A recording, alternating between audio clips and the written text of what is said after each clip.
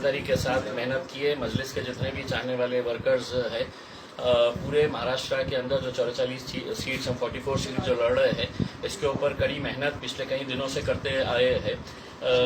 सारी कोशिशें की गई कि एमआईएम का कैंडिडेट नहीं जीतना चाहिए, विशेषकर औरंगाबाद में जहां पर एनसीपी के कैंडिडेट ने पूरी ताकत लगा दी, पूरा पैसा लगाया। और ये पैसा हमें जानकारी मिली है कि ये सेना और भाजपा की तरफ से पहुंचाया गया था इन्हें, कि ताकि एमआईएम का वोटिंग परसेंटेज कम किया जाए, एमआईएम यहां से जीत नहीं पाए और उसका सीधा फायदा शिवसेना को मिले। इसके लिए हर तरह की कोशिशें की गई, लेकिन उसके बावजूद भी हमें पूरा यकीन है कि बहुत अच्छे नतीजे एमआईएम के आएंगे।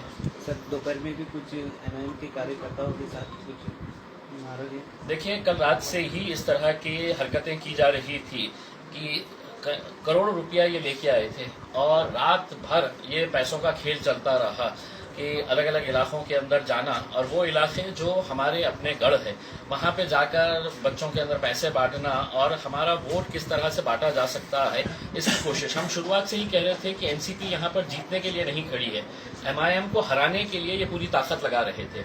और सुबह जब वोटिंग शुरू हुई और उन्होंने देखा कि इतना पैसा खर्च करने के बावजूद भी लोग जो है वो एमआईएम के साथ ही खड़े हैं, वोट वो एमआईएम को ही दे रहे हैं, तब उन्होंने है तो वायलेंस के ऊपर उतर आए, वो मारपीट शुरू कर डाले। दोपहर में 3 बजे वो मोमिनपुरे के हमारे एक बूथ के ऊपर गए, वहां पे हमारा जो सेंटर था, पोलिंग सेंटर, वहां पे जाके फर्नीचर का तोड़फोड़ किए, वहां पे हमारे कार्यकर्ताओं के साथ मारपीट की, हथियारों से लैस थे। और ये पूरा सीसीटीवी फुटेज के अंदर कैद है। हमने पुलिस को उसी वक्त इन्फॉर्म किया था कि आप इनको कंट्रोल करिए वरना सिचुएशन आउट ऑफ कंट्रोल हो जाएगा, लेकिन उस वक्त कंट्रोल नहीं हुआ।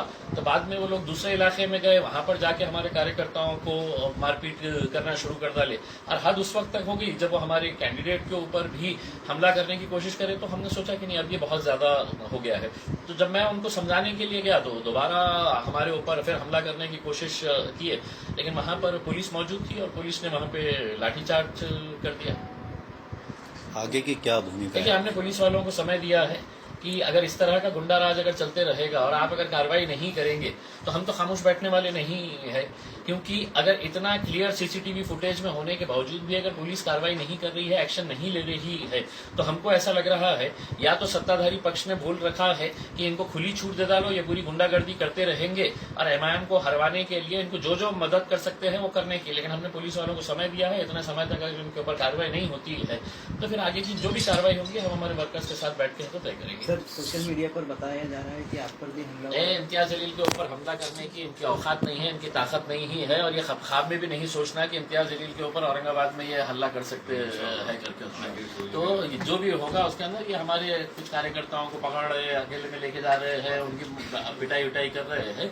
लेकिन अगर ख्वाब में भी अगर ये सोच रहे होंगे कि इम्तियाज जलील के ऊपर हल्ला, तो बोलना अगले जन्म में आना फिर मुलाकात। सीसीटीवी फुटेज है काफी सारा वहाँ पर, खरा स्कूल का जहाँ सभी घटना चल रही थी, तो क्या ये मामला? देखिए, हम चाहेंगे कि पुलिस वालों को जो जो सीसीटीवी फुटेज मिला है उसके ऊपर देखे, अच्छी तरह से समझ ले और जो भी कार्रवाई बनती है वो कार्रवाई करे उसमें। अगर हमने ये थोड़ी बोला है कि कार्रवाई नहीं करे करके, अगर उसके अंदर कोई लगता है कि हमारे, लेकिन इस तरह पुलिस के सामने सीसीटीवी फुटेज के अंदर होने के बावजूद भी अगर उनके ऊपर कार्रवाई नहीं हो रही है तो हम क्या समझे, औरंगाबाद की जनता क्या समझे उसमें कि इस तरह का ये गुंडा राज चलता रहेगा करके उसमें। हम तो पहले से ही कहे थे कि हमको ये खुद जीतने के लिए नहीं आए थे, इनकी मंशा सिर्फ शुरुआत से यही थी कि हमको हराया कैसा जाए करके, और वो हराने के इरादे से ही आए थे कि किस तरह से माहौल खराब किया जाए, थोड़ा टेंशन क्रिएट किया जाए ताकि जो लेडीज है वो घरों के बाहर नहीं निकले वोट डालने के लिए। ये सुबह से इनके यही हथकंडे अपनाए जा रहे थे, लेकिन हमने पहले से ही बोल रखा था हमारे कार्यकर्ताओं को कि हमको इलेक्शन जीतना है और किसी भी तरह की कोई भी प्रतिक्रिया नहीं देनी चाहिए।